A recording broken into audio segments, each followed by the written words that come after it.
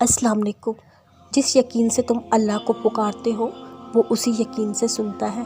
وہ فرماتا ہے خود کو اکیلا ہرگز نہ سمجھو، تم جہاں کہیں بھی ہو میں بھی وہاں ہوں۔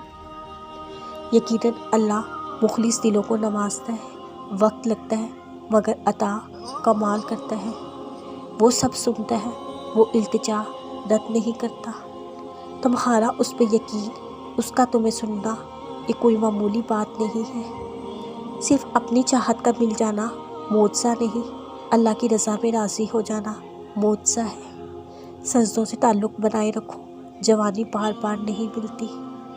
اللہ کن فرماتا ہے، آخری لمحے میں منزلیں بدل جاتی ہیں، اور اس آزمائش کے بعد اللہ بدل دے گا تقدیر۔ کوئی بھی آزمائش ہمیشہ کے لیے نہیں ہوتی۔ جس ذات نے تمہیں دعا مانگنے کی توفیق دی ہے تو اس دعا کو قبول بھی وہی ذات کرے گی۔ جس ذات صبر کی انتہا تم نے کرنی ہے، معجزوں کی انتہا اللہ کرے گا۔ پھر وہ تمہاری من پسند چیز تم تک لائے گا مقررہ وقت پر، اور تم حیران ہو جاؤ گے۔